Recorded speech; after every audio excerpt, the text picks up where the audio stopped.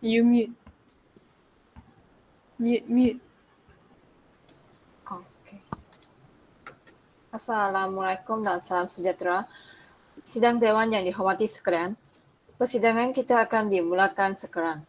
Izinkan saya untuk mempersilakan dan memperkenalkan ahli-ahli yang berhormat yang akan menyampaikan hujah-hujah serta pidasan pada persidangan kali ini. Pihak kerajaan yang diwakili oleh Yang Amat Berhormat Perdana Menteri Lim Zi Hui, Yang Berhormat Nur Izzatul selaku Menteri Kedua, pihak pembangkang yang diwakili oleh Yang Berhormat Muhammad Azhan.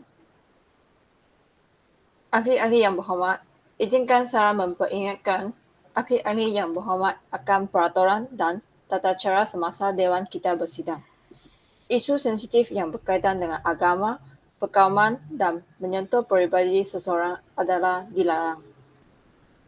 Sidang Dewan yang dihormati, unsur yang akan dibahaskan pada sesi kali ini ialah tentang senario tersebut.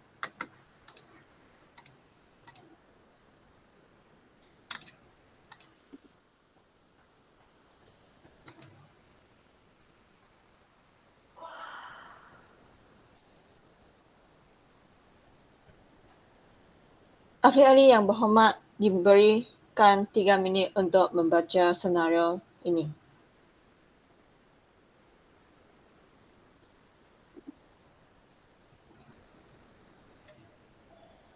Dengan ini saya mempersilakan Yang Amat Berhormat Perdana Menteri Lim Zi Hui untuk mengemukakan unsur perbahasan dan membahaskan isu tersebut bagi pihak kerajaan. Dipersilakan Yang Amat Berhormat Lim Zi Hui. Salam sejahtera dan selamat pagi saya ucapkan kepada Tuan Yang di-Pertua, barisan perwakilan pihak kerajaan, perwakilan pihak pembangkang, para juri yang penuh misi dan visi, seterusnya ahli-ahli Dewan yang dihormati. Selaku Yang Amat Berhormat Perdana Menteri pada hari ini, izinkan saya untuk membentangkan satu usul yang berbunyi, penilaian kumpulan berdasarkan komitmen yang diberikan wajar dilaksanakan.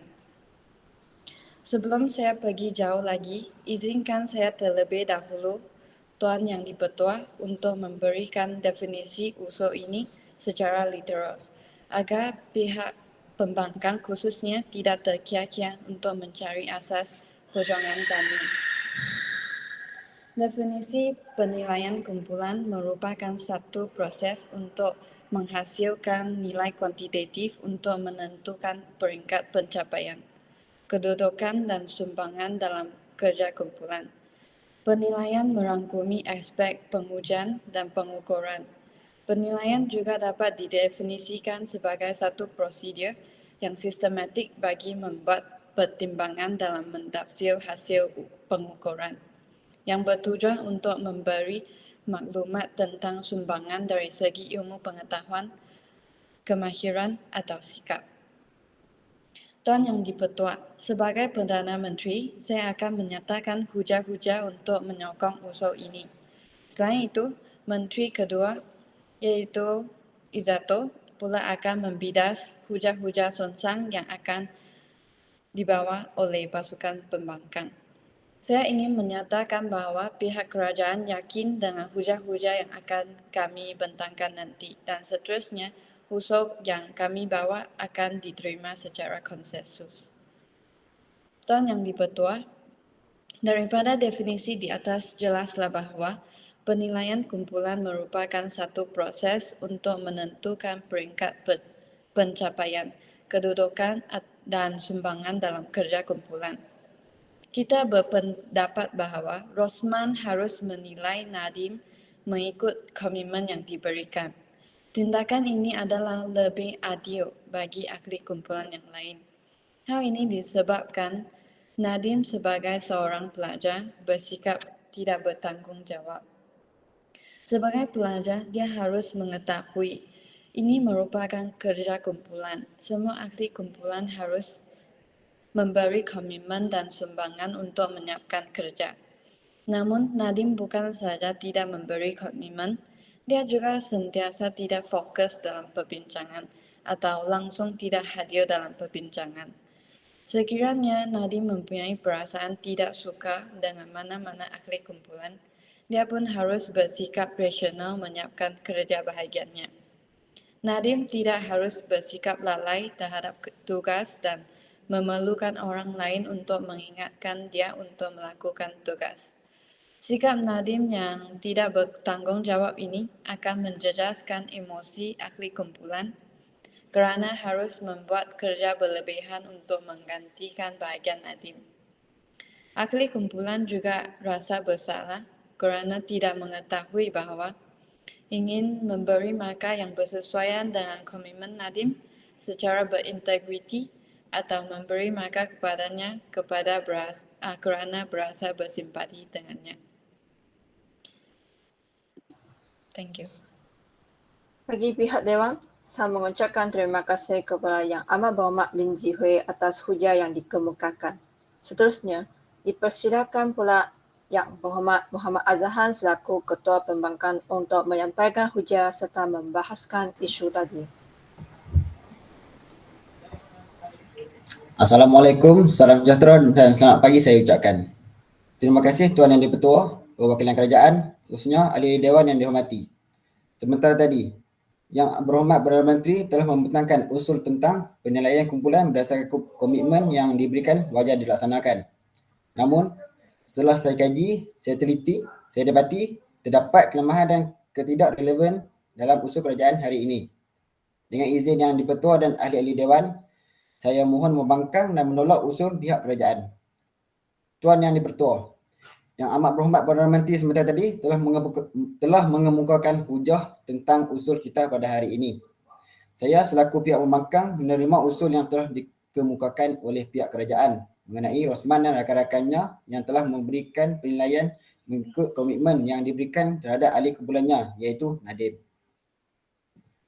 Tetapi yang ingin kami bangkang adalah hujah pihak kerajaan mengenai CGPA Nadiem akan terjejas dengan teruk berdasarkan penilaian yang dibuat oleh Rosman dan rakan-rakannya. Penjelasan saya amat mudah. Setiap kumpulan mesti terdapat ketidaksempurnaan semasa menjalankan aktiviti berkumpulan. Namun, memberikan penilaian berdasarkan komitmen yang diberikan adalah tidak wajar kepada Nadiem.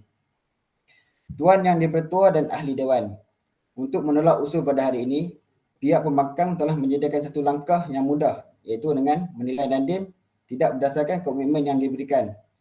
Rasionalnya ialah setiap aktiviti di dalam kumpulan haruslah dijalankan dengan penuh komitmen, tetapi Nadiem juga ada memberikan komitmen kepada kumpulannya iaitu dengan menghadirkan diri dalam aktiviti berkumpulan.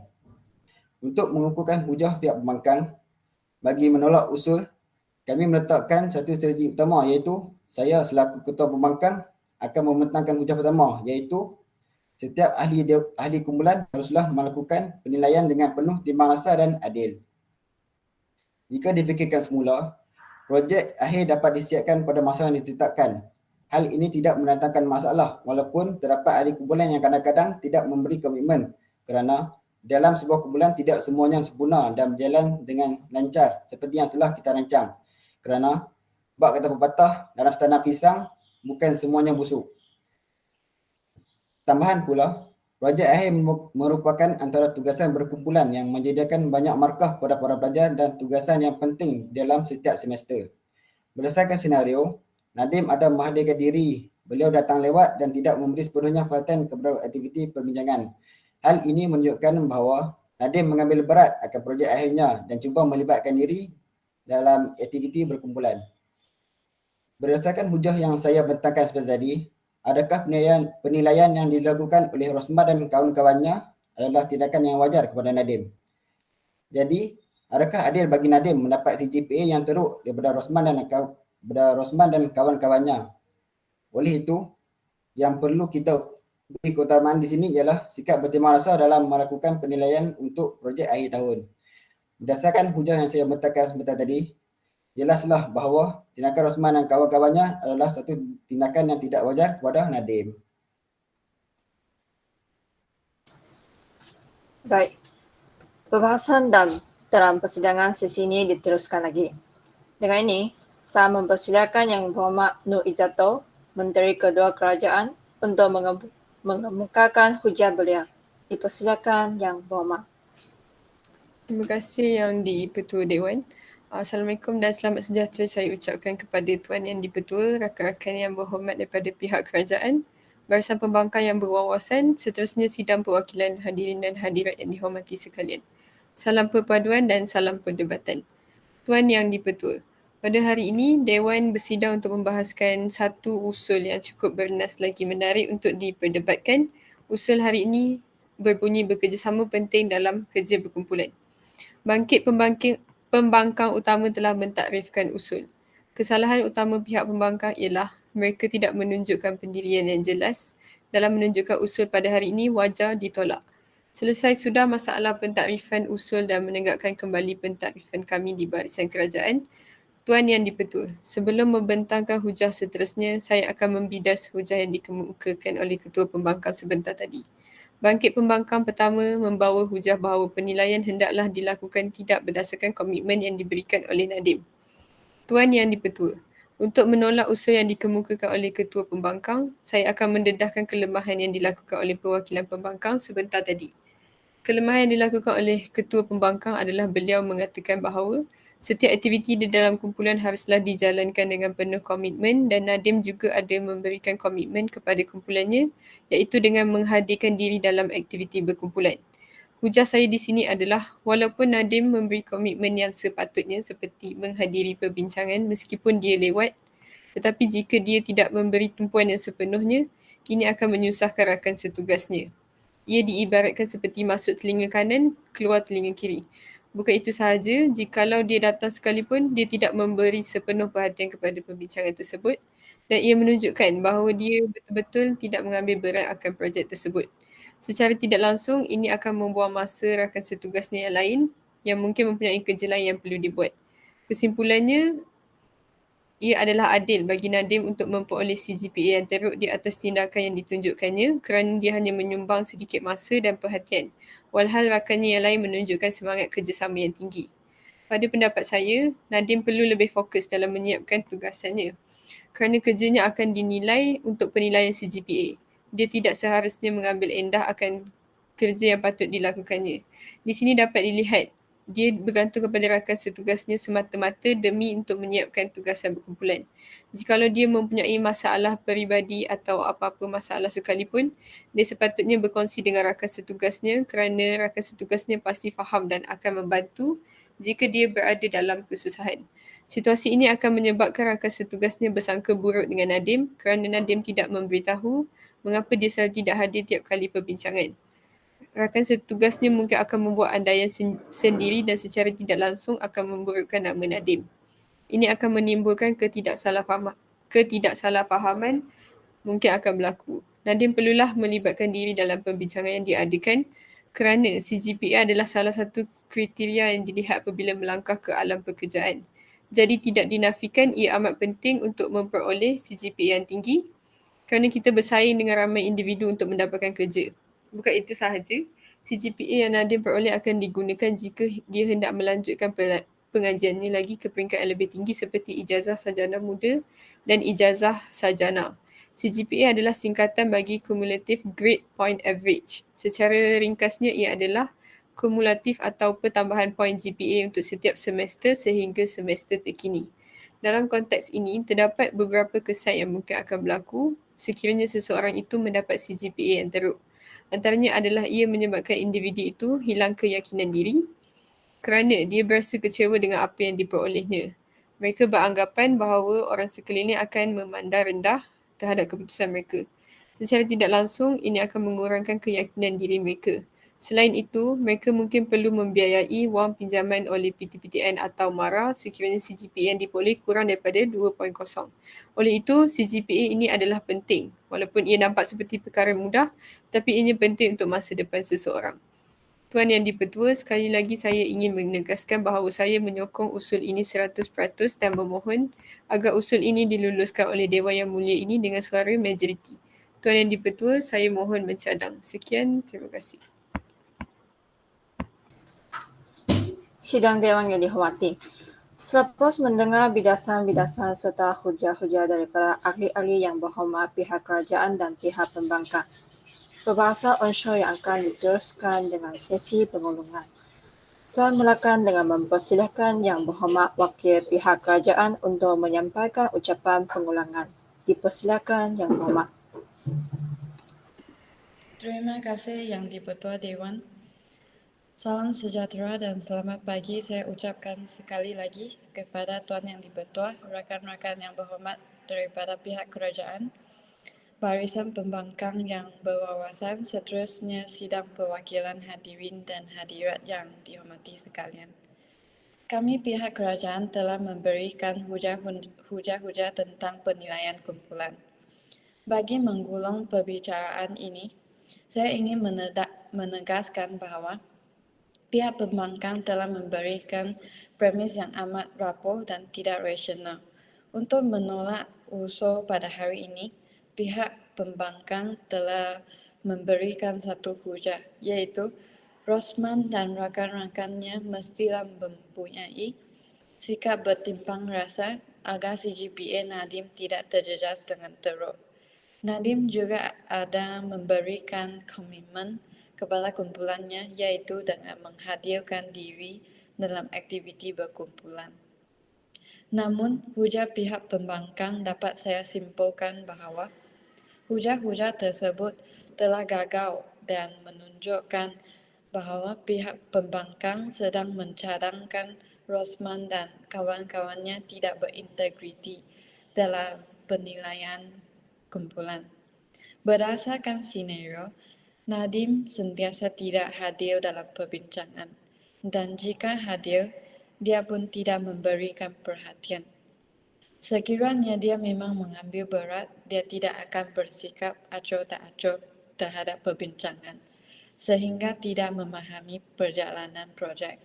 Akhirnya ditinggal oleh ahli kumpulannya.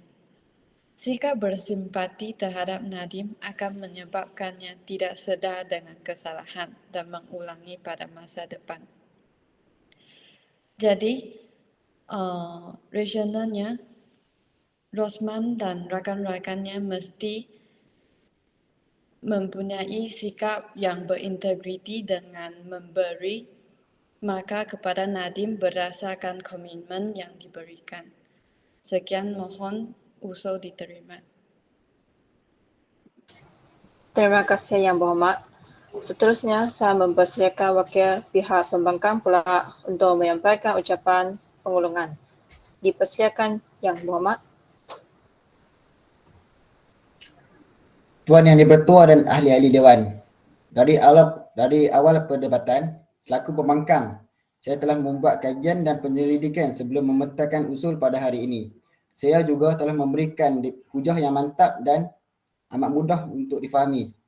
Bagi menggulung perbicaraan saya ingin menegaskan bahawa pihak kerajaan telah memberikan premis yang amat tidak adil dan saksama.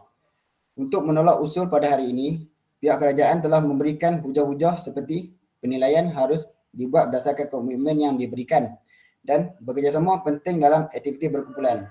Namun, hujah pihak kerajaan dapat saya simpulkan bahawa hujah-hujah tersebut tidak relevan dan menunjukkan bahawa pihak kerajaan inginkan kesempurnaan dalam segala hal. Walhal, semua orang tidak lahir dengan penuh kesempurnaan, malah lebih kepada serba kekurangan.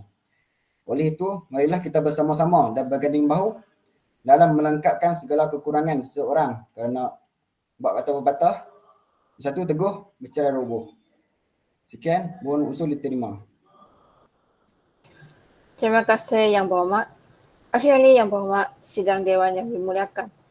Dengan ucapan pengulangan oleh kedua-dua belah pihak tadi, maka berakhirnya persidangan Dewan kita pada kali ini. Dengan ini, saya mengucapkan terima kasih dan syabas kepada ahli-ahli yang berhormat bersama-sama menjaga keharmonian Dewan ini. Sekian, terima kasih.